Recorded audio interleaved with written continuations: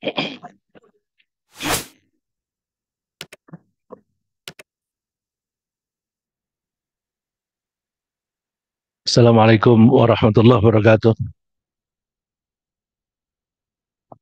Alhamdulillahirabbil alamin. Wassalatu wassalamu ala Muhammadin nabiyil ummi wa ala alihi wa sahbihi ajma'in. Rabbana zidna ilma warzuqna fahma. Allahumma arinal haqqa haqqa warzuqna ittiba'ah wa arinal batila batila warzuqna ijtinabah. Allahumma 'allimna ma jahilna wa dhakkirna ma nasina minal Qur'an wa adkhilna birahmatika fi ahlil Qur'anil Karim. Bapak-bapak, ibu-ibu, dan saudara-saudara sekalian yang saya cintai, baik yang hadir di Masjid Syuhada Jalan Lodan maupun yang mengikuti kajian ini di tempat masing-masing melalui Zoom. Alhamdulillah, kita bersyukur kepada Allah masih diberi kesempatan untuk mempelajari pesan-pesan Allah dengan tujuan agar kita bisa meningkatkan keimanan dan takwa kita kepada Allah Subhanahu wa taala. Dengan niat yang demikian, mudah-mudahan Allah membimbing kita sehingga kita bisa memahami pesan-pesan Allah, baik yang melalui Al-Quran maupun yang melalui utusannya Nabi Muhammad SAW, memahaminya dengan baik, dengan benar, dan memberi kita semangat yang makin hari makin meningkat untuk selalu berusaha menerapkan ajaran Allah dan ajaran Rasul-Nya dalam kehidupan kita sehari-hari. Dengan demikian mudah-mudahan Allah meridhoi kita. Amin. Bapak-bapak, ibu-ibu, dan saudara-saudara sekalian, insya Allah kita pagi ini akan membahas surat Al-Insyirah. Surat ini kadang disebut Al-Insyirah, tapi juga disebut surat Asy-Syarh. Asy-Syarh artinya pelapangan, lapangnya dada. Ya. Al-Insyirah menerima kelapangan. Dan juga disebut Alam Nashrah, ya, surat Alam Nashrah. Surat ini diturunkan di Makkah. Ada 8 ayat. Dengan demikian kita bisa memahami latar belakangnya kira-kira apa. Yaitu masih pada tahun-tahun pertama Rasulullah diangkat menjadi nabi, dan pada tahun-tahun pertama Rasulullah itu berdakwah. Surat ini terkesan kelanjutan dari surat Ad-Duha. Ada kesan surat ini ada kelanjutan dari surat Ad-Duha. Kelanjutan ini terasa sekali bahwa di dalam dua surat ini Allah menyebutkan kenikmatan yang diberikan oleh Allah kepada Nabi Muhammad sallallahu alaihi wasallam. Sedikit menyinggung surat Ad-Duha. Surat Ad-Duha itu diturunkan masih pada tahun-tahun pertama. Pada saat itu Rasulullah beberapa lama tidak menerima wahyu dari Allah. Karena lama tidak menerima wahyu dari Allah, maka Ummu Jamil, istrinya Abu Lahab, mengolok-olok Rasulullah SAW. Tentu Abu Lahab dan istrinya tidak mempercayai Nabi Muhammad sebagai utusan Allah. Bahkan menganggap bahwa Rasulullah itu ketika membaca Al-Quran, Al-Quran itu dibisikkan oleh setan. Lalu Ummu Jamil mengolok-olok, Muhammad, setanmu nggak datang sama kamu ya? Beberapa hari tidak ngasih kamu wahyu. Ini berarti kamu tidak disapa oleh setanmu. Kamu dibenci oleh setanmu. Lalu Allah menjawab dengan wadduha. Wadduha wal laili idza saja ma wadda'aka rabbuka wa ma qala. Demi waktu pagi dan demi waktu malam. Terus bahwa Tuhanmu tidak membiarkan kamu dan tidak membenci kamu. Jadi itu jawaban semacam itu. Dan saat itu hubungannya masih lumayan antara Rasulullah dan Abu Lahab. Hubungan itu akan makin memanas ketika turun tabat yada Abi Lahab wa tab. Ketika tabat itu turun, kebetulan dua anaknya Rasulullah SAW perempuan itu dinikahi oleh dua anak laki-laki Abu Lahab. Itu Ruqayyah dan Ummu Kulthum. Yang kakaknya dinikahi oleh Utbah. Yang adiknya Ummu Kulthum dinikahi oleh Utaibah. Begitu turun tabat, bapaknya berang. Ceraikan dua anak itu. Kembalikan kepada orang tuanya. Lalu diceraikan dua-duanya, cuma yang kakaknya menceraikannya baik-baik, dibawa ke mertua, diserahkan kembali. Kalau yang adiknya itu sambil maki-maki. Nah, sambil maki-maki, aku tidak percaya dengan apa yang diturunkan kepada kamu. Sambil mengutip dua ayat dari An-Najm. Lalu Rasulullah mohon kepada Allah, Allahumma sallit, ya Allah, berilah kekuasaan kepada salah satu anjingmu terhadap dia. Anjing di sana itu serigala. Benar, tidak lama setelah itu Abu Lahab pergi berdagang, serombongan anaknya ikut. Dia pesan sama teman-teman, ini didoain oleh Muhammad akan dimakan serigala. Tolong jagain anakku. Dimakan juga oleh serigala, mati di situ. Jadi doa Rasulullah kalau doa tidak baik itu begitu mustajabnya. Nah, ini masih hubungannya masih lumayan tidak separah itu. Ya, jadi berarti ini masih agak awal. Nah, hubungan itu kentara ketika di surat Ad-Duha itu Allah menjelaskan tentang tiga kenikmatan yang Allah berikan kepada Nabi Muhammad, yaitu perlindungan, petunjuk, dan kecukupan rizki. Alam yajidka yatiman fa'awa, wa wajadaka dhallan fahada, wa wajadaka ailan fa'aghna. Bukankah Allah mendapatkan kamu dulu anak yatim, kemudian Allah memberi perlindungan kepadamu. Nah, begitu bapak ibunya wafat, lalu Rasulullah dilindungi oleh kakeknya Abdul Muthalib. Kakeknya meninggal, dia dilindungi oleh pamannya Abu Talib. Fa'awa, lalu Allah melindunginya melalui Abu Talib. Wa wajadaka dhallan fahada, dan Allah mendapatkan kamu dulu kebingungan, bingung melihat masyarakat ini kok menyembah patung. Patung itu dibuat sendiri oleh mereka, dipukul-pukul, dibentuk-bentuk, habis itu disembah. Kamu bingung. Fahada, kemudian Allah memberi petunjuk kepadamu. Oh, Tuhan yang benar itu adalah Allah. Lalu, wa wajadaka ailan fa'aghna, dan Allah mendapatkan kamu dulu miskin. Lalu kemudian Allah membuat kamu kaya.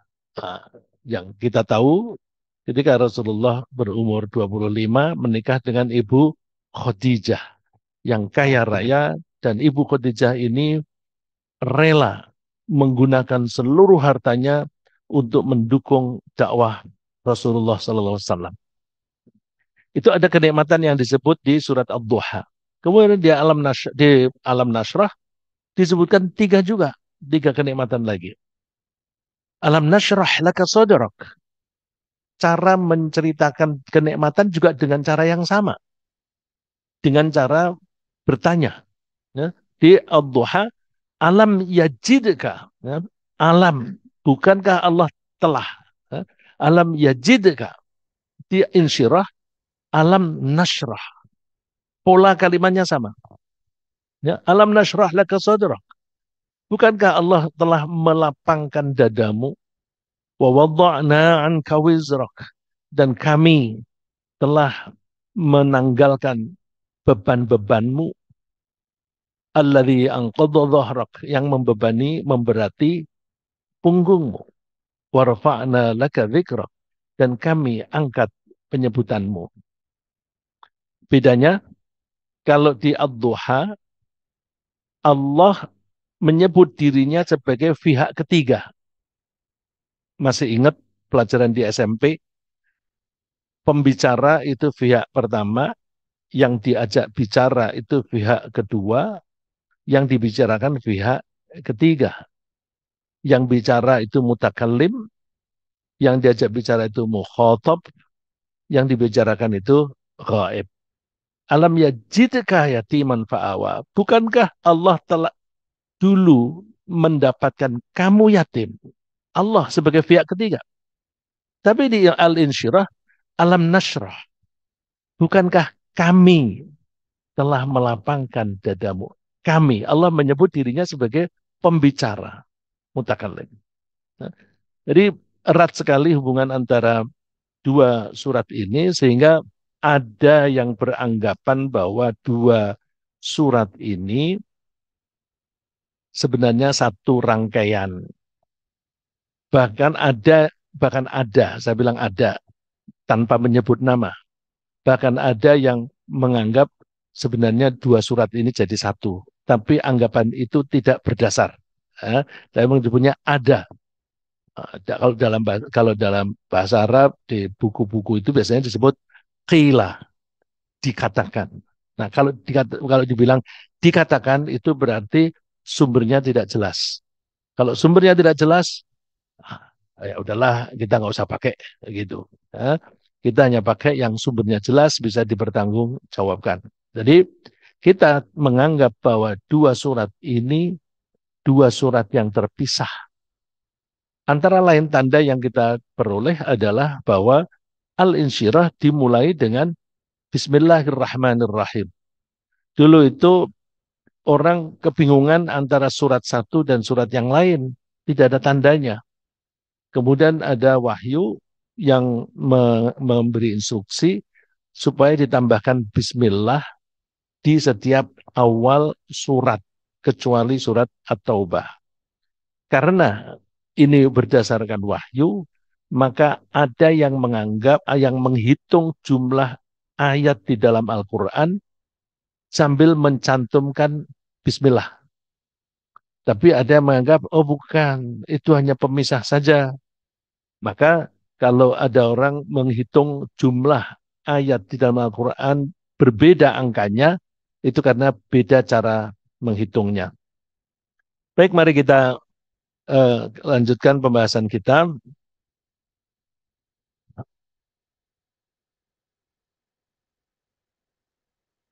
Ayat pertama, A'udzu billahi minasyaitonir rajim. Bismillahirrahmanirrahim. Alam nashrah laka sadrak wa wada'na 'anka wizrak alladzi anqadha dhahrak wa rafa'na laka dzikrak. Dalam bahasa Arab itu tidak ada dua konsonan di depan bareng. Ya, seperti kalau bahasa Inggris itu ada dua konsonan di depan seperti slang, strong. Itu malah strong itu tiga konsonan bareng, strong, s, at, dan er. Dalam bahasa Arab tidak ada. Dalam bahasa Arab selalu dimulai dengan konsonan satu. Tapi karena orang Indonesia suka atau di dalam bahasa Indonesia itu ada dua konsonan yang bareng jadi satu. Misalnya orang mengatakan goblok.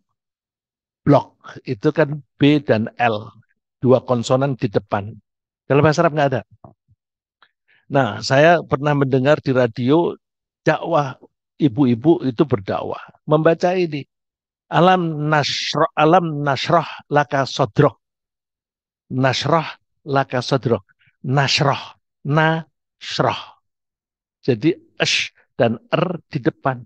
Nggak ada. Sodrok. Nggak ada. Yang ada itu huruf mati atau konsonan mati di belakang. Jadi alam nasrah laka sodrok. Sodrok. Jadi jangan dibaca sodrok. Ya. Jangan dibaca sodrok. Wa wada'na anka wizrak. Wizrak. Bukan wizrak. Alladhi anqadha dhahrak wa rafa'na laka dzikrak. Dzikrak. Nah, saya waktu itu dengar dzikrak. Masya Allah, ini orang ini berdakwah, membaca Al-Quran seperti ini. Ini kalau dia membaca saja belum pas, bagaimana orang yang mengikutinya, begitu. Ya. Alhamdulillah kita punya pesantren yang memperhatikan bacaan, ya. Dan apa tadi yang ngimami santri, ya. Mudah-mudahan apa namanya para santri ini diberi kesabaran oleh Allah, ketekunan untuk menghafalnya. Terus fa inna ma'al usri yusra juga begitu. Saya mendengar fa inna ma'al usri yusra. Ya, kadang-kadang ada orang namanya Yusron. Yusron. Nah, mestinya kan Yusron kalau bahasa Arab. Tapi karena kita terbiasa dengan menggabung dua konsonan di depan jadi Yusron. Nah, ini saya peringatan, memperingatkan ini. Mudah-mudahan di antara kita tidak ada yang semacam itu, karena saya apa waktu tergoda, kok ada seorang dai yang membacanya semacam itu. Mari kita bahas alam nashrah laka sodrak. Bukankah kami telah melapangkan dadamu? Melapangkan dadamu, dada kok dilapangkan? Tentu ini kias. Kalau kita lapang dada terus dadanya bergede, mesti kita exercise, latihan, bodybuilding. Bukan. Tapi hatinya yang apa namanya dilapangkan oleh Allah. Ini Ubay bin Ka'ab. Insya Allah ini ada yang hilang apa ya?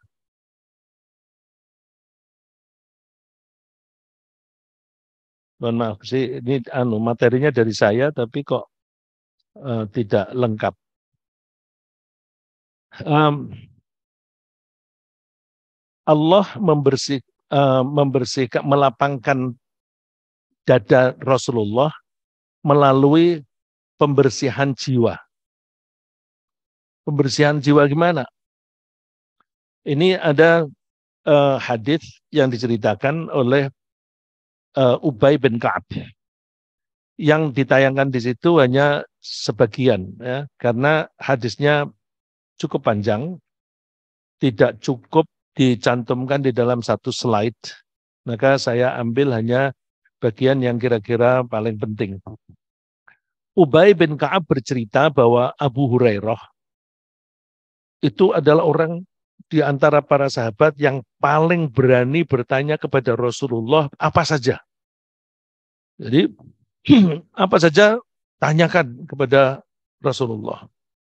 Misalnya Rasulullah ketika bercerita tentang syafaat, terus dia tanya siapa orang yang beruntung bisa mendapatkan syafaat. Nah demikian juga ini. Karena Abu Hurairah bertanya, maka penjelasan Rasulullah lebih luas. Kita bisa memahami bahwa Abu Hurairah itu suka bertanya karena dia memang semangat belajarnya itu tinggi. Dia orang Yaman yang mendengar ada Rasulullah, tapi tahunnya sudah agak belakang. Setelah Rasulullah hijrah kira-kira 7 tahun, jadi dia ketemu Rasulullah tidak lama. Kemudian dia meninggalkan rumahnya menuju ke Madinah untuk belajar. Karena niatnya belajar, maka dia tidak mau pisah dari Rasulullah Sallallahu Alaihi Wasallam. Kebetulan rumah Rasulullah itu nempel dengan masjid. Maka Abu Hurairah tinggal di masjid, tidak peduli dengan makan. Nah, dan ternyata teman-teman dia untuk berkumpul di masjid itu banyak. Saya kira hanya sekitar puluhan, tapi ternyata dalam ceritanya itu sampai 300, 400. Ya, puncaknya sampai 400 orang. Yang kita menyebutnya Ashabus Suffah. Ya, Ashabus Suffah. Mereka tinggal di masjid.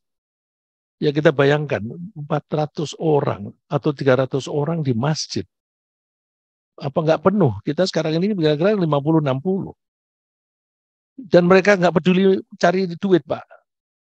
Mereka hanya mengandalkan kalau ada rezeki aja. Nah, oleh karena itu, nah sahabat Ansor itu kan suka menolong orang. Namanya aja Ansor. Ya. Mereka suka menolong. Mereka punya makanan diantarkan ke Rasulullah. Punya minuman, antarkan ke Rasulullah. Ini semacam apa hanya sekedar sisipan yang memberikan gambaran siapa Abu Hurairah. Suatu saat ada sahabat yang memberi hadiah kepada Rasulullah satu mangkok susu yang terima Abu Hurairah. Terus dia menemui Rasulullah. Rasulullah ini dari si Fulan untuk Rasulullah. Oh ya, panggil teman-teman. Suruh panggil itu semuanya. Panggil, suruh membuat lingkaran. Abu Hurairah nempel sama Rasulullah dengan harapan habis Rasulullah. Biasanya Rasulullah itu minum dulu. Setelah itu diberikan sebelahnya. Dia nempel dengan harapan langsung dia dapat setelah Rasulullah. Tapi salah posisi. Dia sebelah kiri. Rasulullah itu sukanya kanan. Dia ambil posisi kiri. Rasulullah hidup terus diberikan ke sebelah kanannya. Waduh, terakhir aku. Maunya nomor satu, jadi dia terakhir. Dia ngelongok. Habis apa belum? Sampai di posisi tempat dia masih banyak. Masya Allah. Satu mangkok diminum oleh orang ratusan. Nggak habis. Terus minum Abu Hurairah. Diminum, terusin. Sampai kenyang. Minum lagi. Terusin. Sampai kenyang. Udah nggak kuat Rasulullah. Susunya masih. Terus dihabiskan oleh Rasulullah. Coba. Kita tuh minum bekas teman mau nggak? Ini mangkok habis diminum bekas mulutnya orang ratusan. Yang kalau kita mungkin melihat belum tentu mandi gitu kan. Ya di masjid airnya juga terbatas, mandinya mungkin jarang. Tapi Rasulullah sudi betapa rendah hatinya Rasulullah SAW. Kita kan cici gitu kan. Rasulullah minum dan habis. Jadi tidak ada yang bisa menghabiskan kecuali Rasulullah, lalu Rasulullah yang menghabiskan. Nah ini Abu Hurairah itu semangatnya dekat sama Rasulullah semacam itu. Lalu dia bertanya kepada Rasulullah, wahai Rasulullah, apakah yang mula-mula engkau lihat yang berkaitan dengan kenabian? Jadi engkau jadi nabi itu awalnya gimana sih? Kok bisa? Terus Rasulullah bercerita kepada Abu Hurairah didengarkan oleh orang lain, termasuk Ubay bin Ka'ab. Yang bercerita ini Ubay bin Ka'ab. Terus Rasulullah komentar, sungguh engkau Abu Hurairah telah menanyakan hal yang berbobot. Hai Abu Hurairah, ketika usiaku menginjak 10 tahun, tiba-tiba aku mendengar pembicaraan ada dua orang laki-laki yang berbicara mendekati aku. Terus yang satu bertanya, ahu, apakah ini dia? Terus yang satu jawab, iya benar. Lalu dua orang itu menghampiri Rasulullah, ambil pisau, belah dadanya. dibelah, tapi Rasulullah tidak merasa belahan itu. Tapi Rasulullah melihat setelah dibelah ada sesuatu yang dikeluarkan dari dada, dibuang, masukkan yang lain, dimasukkan kebijaksanaan, lalu dimasukkan. Nah, lalu ini yang saya kutip di sini, faqala lahu akhrijil ghilla wal hasad. Satu orang tadi, ini ternyata dua orang itu malaikat. Ya, dua orang itu malaikat. Akhrijil ghilla wal hasad. Keluarkan dendam dan dengki dari dadanya. Terus fa'akhraja syai'an kahiatil alaqah. Lalu yang satu tadi mengeluarkan sesuatu seperti daging, segumpal daging. Thumma nabadha fatarahaha. Buang. Faqala lahu, lalu yang berdiri menginstruksikan kepada yang bekerja, adkhilir ra'fah war rahmah. Masukkan ke dalam hatinya ra'fah dan rahmah. Ra'fah itu kasih sayang, rahmah juga kasih sayang. Cuma kasih sayang yang dinyatakan dengan ra'fah itu lebih besar dibanding rahmah.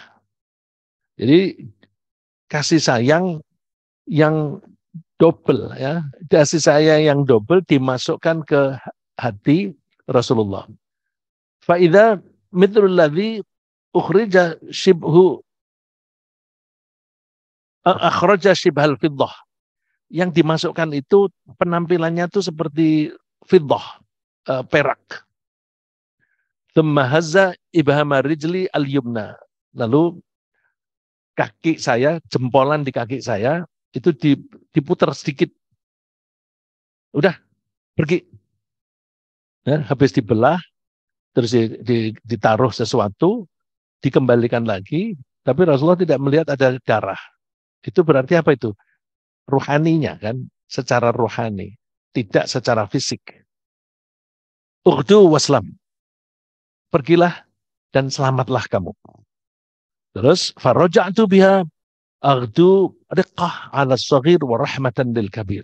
Sejak saat itu, aku kalau melihat anak kecil itu aku sayang sekali. Juga demikian juga kepada orang yang lebih senior. Aku sayang juga. Nah, kan yang dimasukkan tadi dua kasih sayang. Yang kasih sayang satu disebut dengan ra'fah, kasih sayang yang satu disebut rahmah. Ra'fah, kasih sayang lebih besar dibanding dengan rahmah. Ketika Rasulullah bertemu dengan anak kecil, ra'fah yang ada, kasih sayangnya tinggi. Kepada orang tua juga sayang. Nah, juga sayang. Tapi kalah tingginya kasih sayangnya dibanding dengan terhadap anak perempuan. Anak yang lebih kecil atau orang yang lebih muda. Nah, itu awal dari kenabian. Jadi Rasulullah disiapkan mentalnya supaya tidak ada rasa dengki dan tidak ada rasa iri hati.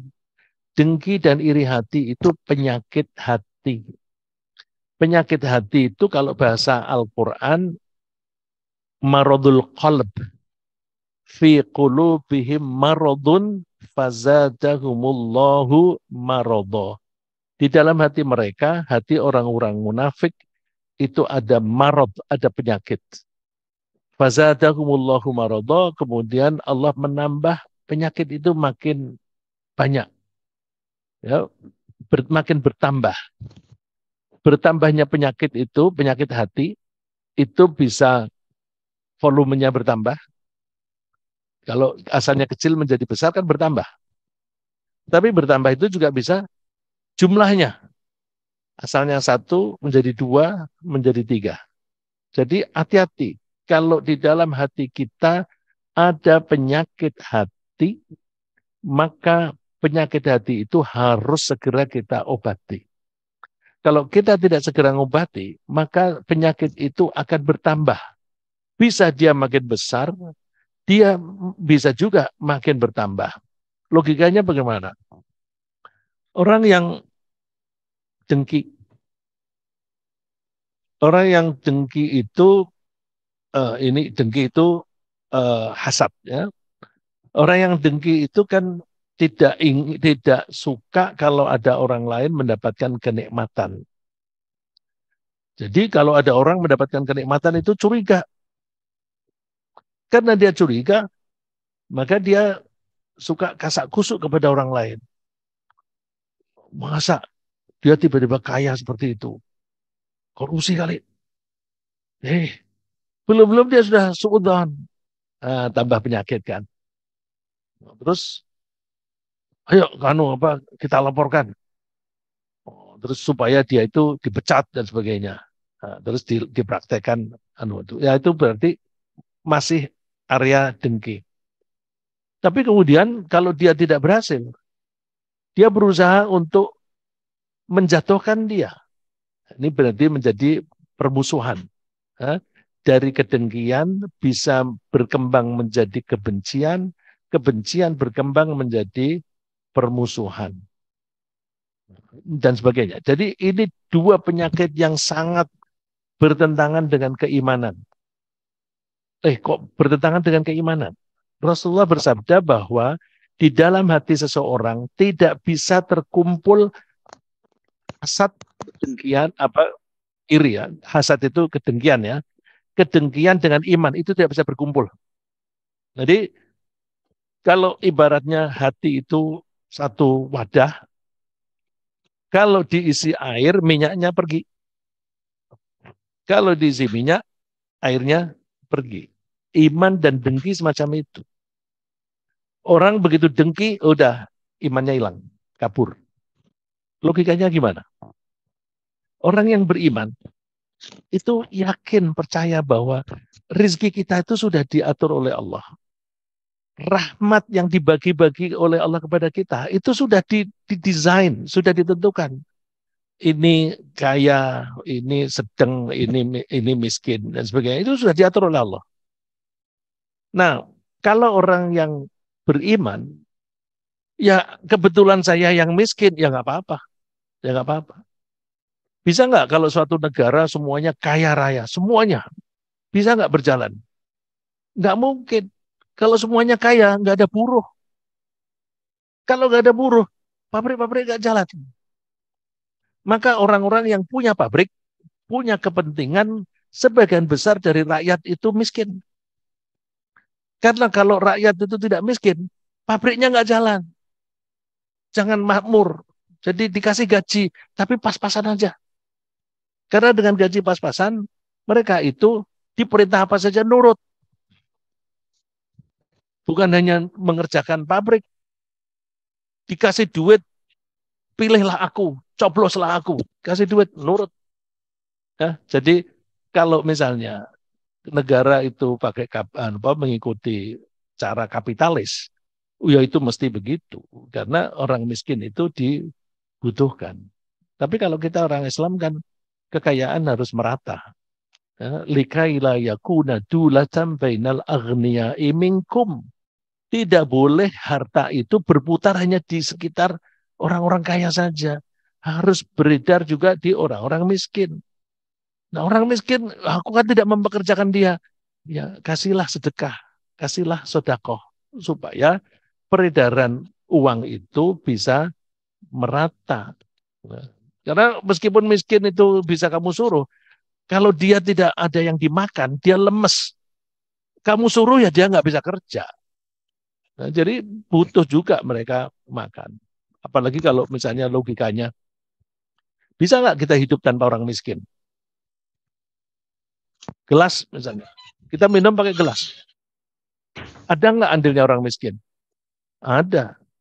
Gelas ini dibuat di pabrik.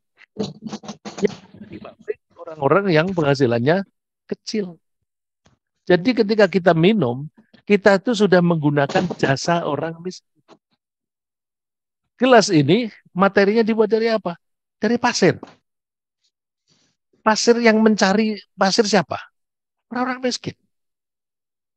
Pasir dari tambang dibawa ke pabrik pakai kendaraan. Yang jadi sopir siapa? Dan seterusnya. Jadi kita ini tidak bisa hidup tanpa jasa orang miskin. Maka kalau kita tidak menghormati orang miskin, kita ini orang yang tidak tahu berterima kasih. Bukan orang yang grateful. Ya. Kalau kita itu merasakan bahwa banyak jasa orang lain untuk saya, kita mesti berterima kasih. Ya. Grateful.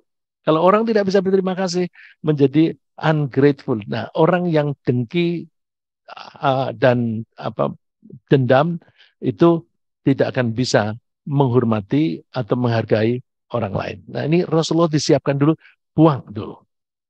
Dengan begitu, maka Rasulullah itu lapang dada. Terus,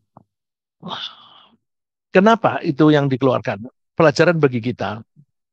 Kita usahakan di hati kita jangan ada penyakit hati. Penyakit hati itu kalau kejiwaan bisa kita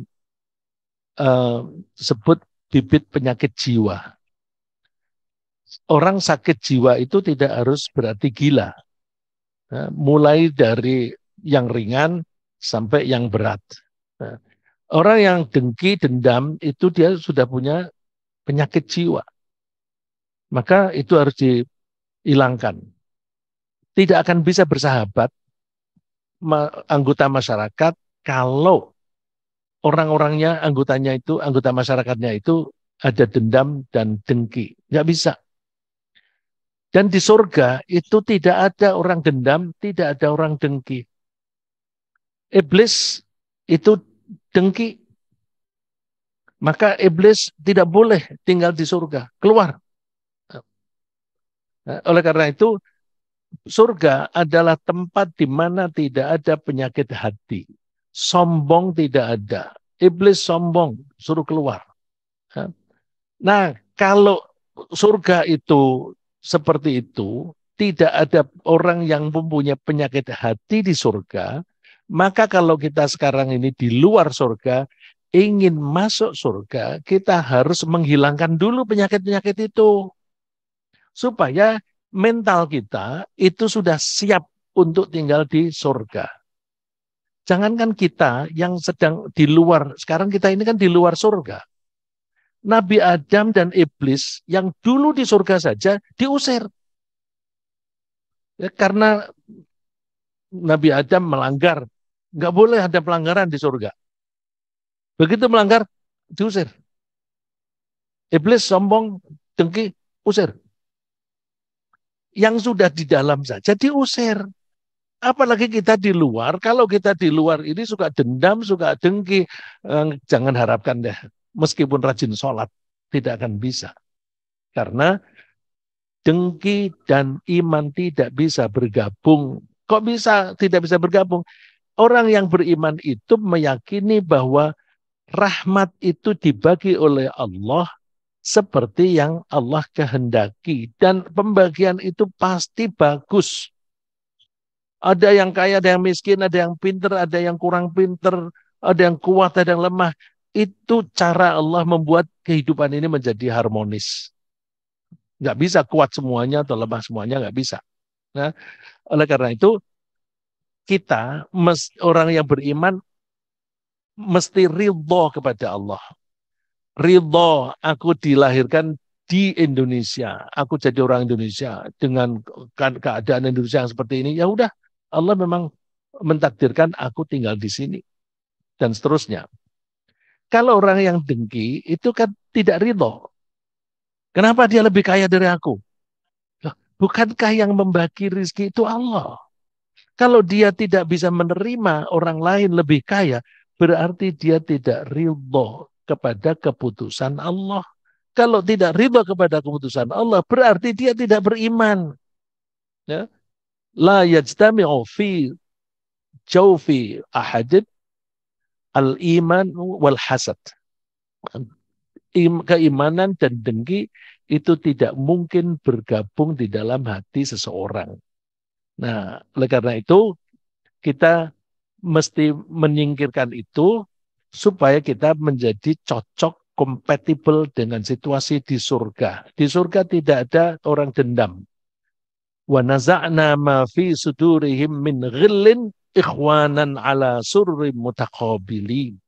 Wa naza'na, dan kami lenyapkan, kami tanggalkan fi sudurihim, di hati mereka, mereka ini penghuni surga, min ghillin, rasa dendam itu hilang semuanya. Ikhwanan, mereka menjadi saudara. Ala sururim mutaqabilin digambarkan oleh Allah sebagai bahasa tubuh, mereka saling berhadap-hadapan di atas dipan. Jadi kalau kita berbicara sedang bersahabat, itu kan kita punya kecenderungan saling berhadapan. Bandingkan orang yang kurang bersahabat, kalau ngobrol itu ya sama-sama menghadap sana. Tapi kalau pembicaraan itu makin intim, nanti posisi duduk itu akan berubah menjadi saling berhadapan. Nah, berjalan juga begitu, akan kelihatan orang ini akrab apa tidak. Itu bisa dilihat body language-nya. Nah, ini Allah memberikan body language ala sururim mutaqabilin. Mereka saling berhadapan. Nah, ya misalnya Hamzah itu meninggal dibunuh oleh Wahsy. Wahsy itu diperintah oleh Hindun, istri Abu Sufyan. Wahsy kemudian masuk Islam dan dia selalu mendukung Rasulullah di dalam peperangan-peperangan. Maka kira-kira Wahsy masuk surga, Hamzah masuk surga. Apakah nanti kalau mereka ketemu di surga masih ada dendam? Nggak ada. Nggak ada. Ya. Di dunia pun seandainya Wahsy itu ketemu dengan Hamzah, pasti akan minta maaf dan menjadi bersahabat. Ya. Oleh karena itu, pelajaran ini kita terapkan dengan cara kita menghilangkan dendam dan dengki dari hati kita. Terus menghilangkan dendam dan dengki dari hati kita itu gampang apa sulit? Sulit. Kenapa? Misalnya kita kalau punya tergores tangan kita, ada penyakit. Kita kan mau mengobati kalau kita menyadari ada penyakit. Kalau menyadari kita obati. Atau misalnya gini deh, gatel. Terus gatel, garuk-garuk melulu. Kenapa?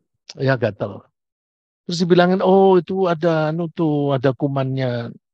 Enggak. Kalau dia bilang enggak, dia tidak akan mengobati. Dia baru mau mengobati kalau dia merasa dan tahu ada penyakit di situ.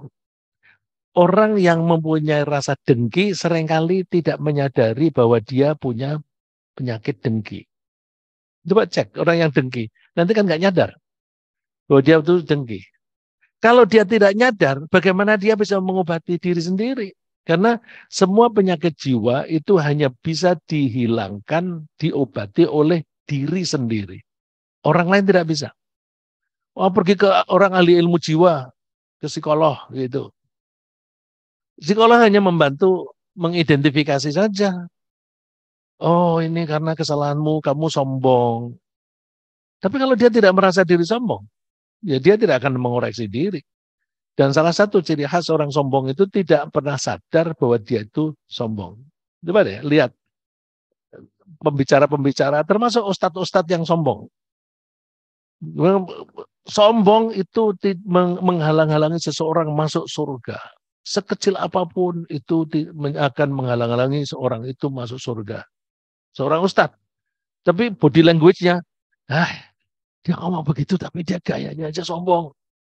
Itu kan, itu teman-teman tahulah. Ya, teman-teman itu seperti Pak Boyke ini mengetahui kalau ada orang sombong, gayanya aja udah gaya sombong gitu.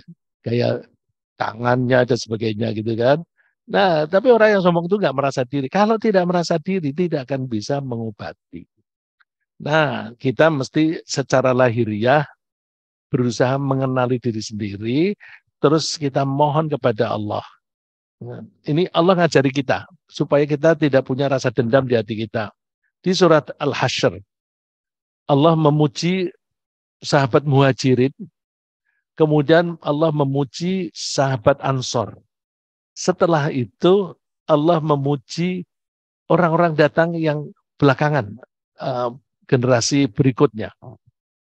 Mereka itu mempunyai perilaku yang sangat menghormati pendahulunya. Walladzina ja'u min ba'dihim yaquluna rabbana ighfir lana wa li ikhwanina alladzina sabaquna bil iman. Dan orang-orang yang datang setelah mereka, artinya generasi setelah sahabat Muhajirin dan Ansor, yaqulun, mereka berdoa. Doanya, Tuhan ampunilah kami dan ampunilah saudara-saudara kami yang sudah mendahului kami dengan iman. Apa hubungannya? Nah, bukankah kita itu bisa beriman itu karena bimbingan generasi sebelum kita? Kalau orang-orang sebelum kita itu tidak beriman, kita mau beriman bagaimana? Hanya orang istimewa yang bisa beriman tanpa bimbingan. Siapa itu? Nabi Ibrahim. Nabi Ibrahim lahir di suatu daerah yang semuanya menyembah berhala, tapi dia tanpa guru bisa menemukan Tuhan yang sebenarnya, dan dia melaksanakan kepercayaannya itu dengan betul-betul sampai Allah menyebutnya Hanifah.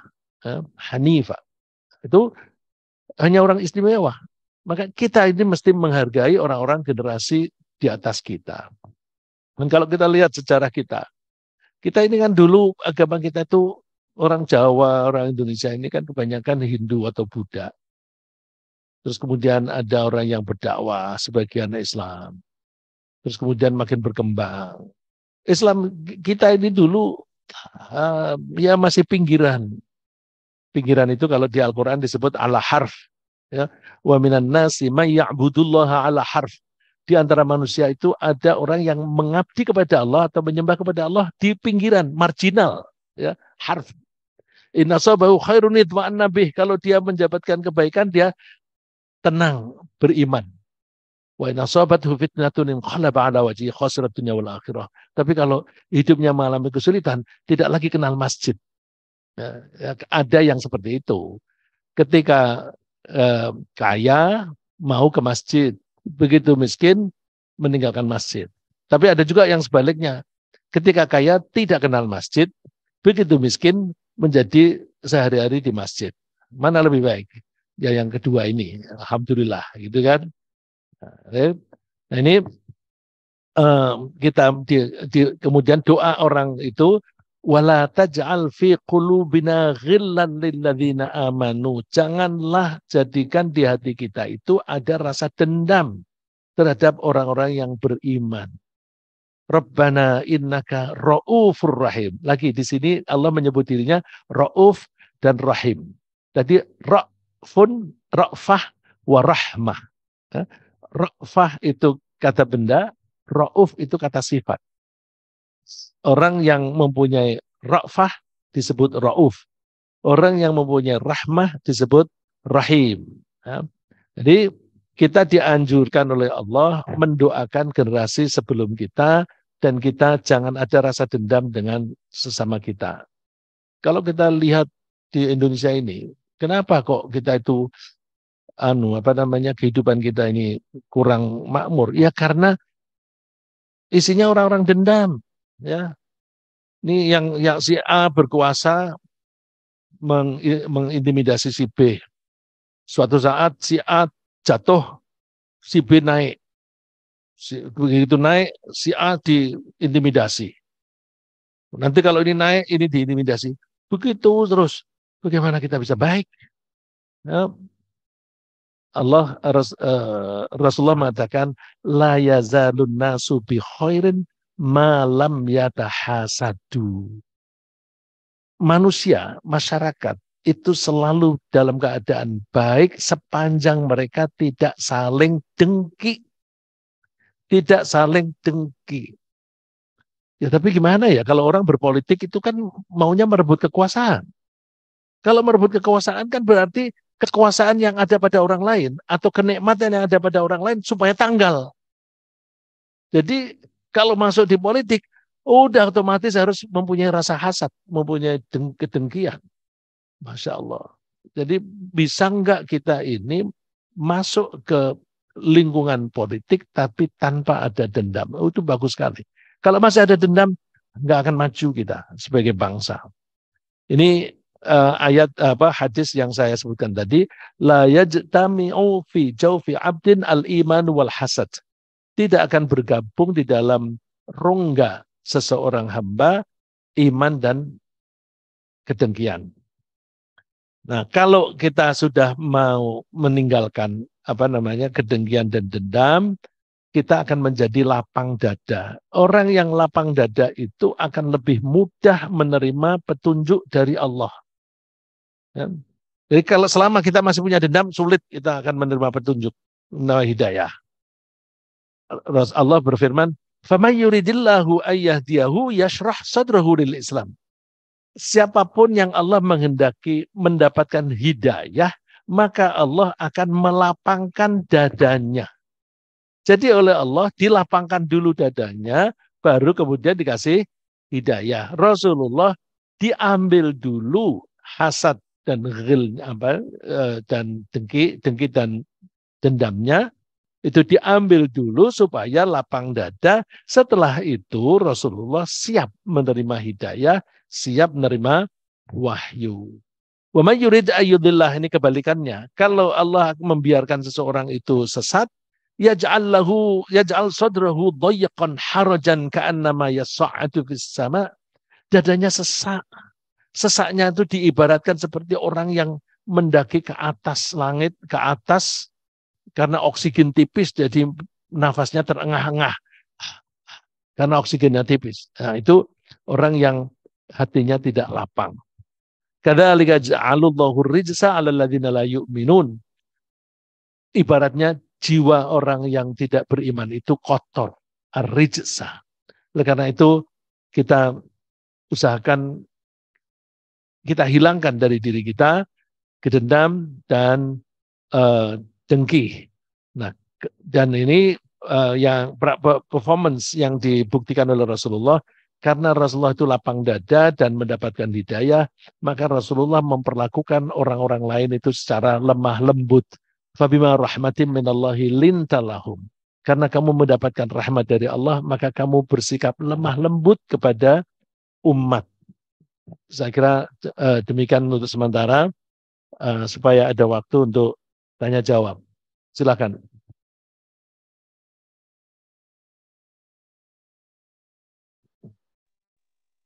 Baik, jazakallahu khairan katsiran kepada guru kita Bapak Ustaz Iqbal. Untuk kesempatan pertanyaan, izin kami akan bacakan dulu dari Pak Yuswil Tahar. Ada 2 pertanyaan, nanti setelah ini jika ada pertanyaan dari jamaah di masjid kami persilahkan. Yang pertama, Bismillah, Syekh Riza, izin bertanya, tidak menyukai atau bahkan membenci perbuatan pemimpin atau orang zalim itu bagian keimanan atau kedengkian. Lalu yang kedua, sekalian ya Pak Ustadz ya, perlindungan Allah kepada Rasulullah SAW itu hanya secara fisik atau menyeluruh, termasuk tidak hina dan rendah, walau sampai saat ini banyak yang menghina, melecehkan, meragukan dan tidak mengakui kerasulannya. Yang pertama, bahwa membenci perbuatan pemimpin. Membenci perbuatannya ya Pak, bukan membenci orangnya. Kalau kita membenci orangnya sudah berubah pun kita tetap benci. Tapi kalau membenci perbuatannya, maka orang yang sama kalau dia sudah berubah perilakunya, kita bisa menjadi kawan. Jadi kita usahakan jangan membenci orang, tapi yang kita benci perbuatannya. Pertanyaannya Pak Taha kan membenci perbuatan pemimpin. Oh ya nggak apa-apa kalau membenci perbuatannya. Ya, tapi jangan membenci orangnya. Kalau membenci orangnya itu nanti akan menjadi dendam. Nah, kalau membenci perbuatannya, maka yang bisa kita lakukan adalah, kalau bahasa sopannya itu kita memberi nasihat. Ya. Tentu nasihat itu yang baik dengan cara yang halus, tidak dengan cara yang kasar. Ya. Cara yang kasar itu misalnya dengan cara maki-maki. Maki-maki itu ibaratnya, maki-maki itu yang diserang itu jiwanya. Coba kalau saya melempar barang, saya lemparkan ke Pak Boyke, maka Pak Boyke akan menangkis enggak? Nangkis. Jadi kalau saya melempar sesuatu yang akan menyakiti Pak Boyke, dia akan menangkis. Kalau saya menasehati, tapi saya bingkai dengan sesuatu yang menyakiti, ditangkes. Dengan begitu, kalau menasehati dengan cara maki-maki, nggak akan efektif. Nggak akan efektif. Itu leganya begitu. Ini aku, Pak Jum, saya kasih pisang goreng, enak nih Pak Jum. Tapi ngasihnya dilempar. Loh kalau dilempar kan bisa kena terus, bisa kotor, bisa sakit. Ditangkes dan tidak mau makan. Ya, jadi apa namanya, yang dibenci perilakunya, dan kalau kita menyampaikan mesti cara yang baik. Kemudian pertanyaan berikutnya, perlindungan Allah kepada Rasul itu apakah dua-duanya? Tapi contohnya di sini kok dimaki-maki. Rasulullah zaman itu kan juga dimaki-maki, Pak. Dimaki-maki oleh Abu Lahab, oleh istrinya, dan oleh banyak orang lah. Maki-makinya lebih dahsyat dari sekarang. Jadi tukang sihir, oh gila. Nah, itu lebih dahsyat dari sekarang. Ya kalau Rasulullah dimaki-maki itu gimana? Marah nggak? Rasulullah kan sabar. Ya, tidak akan menyakiti kamu kecuali tidak akan membahayakan kamu kecuali mereka itu hanya menyakiti hati. Menyakiti hati itu namanya adza. Hanya adza. Udahlah, sabar, sabar. Nah, kalau Rasulullah yang menjalani dimaki-maki di hadapannya itu dengan sabar, kenapa kita tidak sabar? Gitu. Dan biasanya fitnah itu akan berbalik, Pak. Coba deh buktikan. Kalau ada orang yang difitnah, nanti kan yang difitnah itu yang naik, yang memfitnah yang jatuh. Ya. Contohnya misalnya, yang namanya fitnah itu ya fitnah bahasa Indonesia itu bahasa Arabnya buhtan. Buhtan itu kebohongan. Buhtan itu kebohongan. Misalnya Pak Andi, saya tuduh ini ngambil duitnya masjid dipakai untuk apa bisnis gitu. Tidak ada fakta. Ini namanya buhtan. Yang dalam bahasa Indonesia namanya fitnah. Fitnah itu kita baca di surat An-Nur ayat 11. Innalladzina ja'u bil ifki usbatum minkum. Orang yang membuat fitnah itu sekelompokmu sendiri. La tahsabuhu syarran lakum. Jangan kamu anggap itu jelek bagi kamu. Bal huwa khairul lakum. Tapi itu bagus. Coba deh.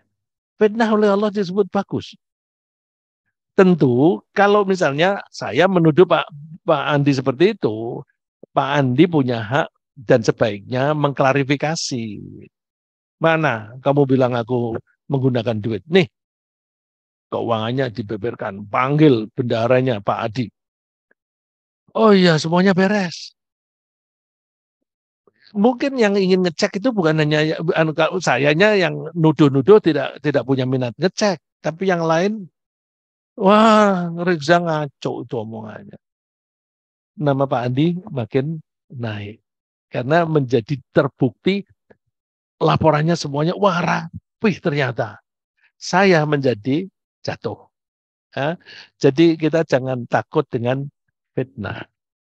Di macam-macam kan orang-orang yang dulu suka maki-maki kan sekarang menjadi tidak populer, gitu kan?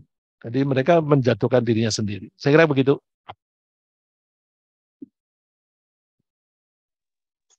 Baik, masih ada kesempatan untuk jamaah di masjid.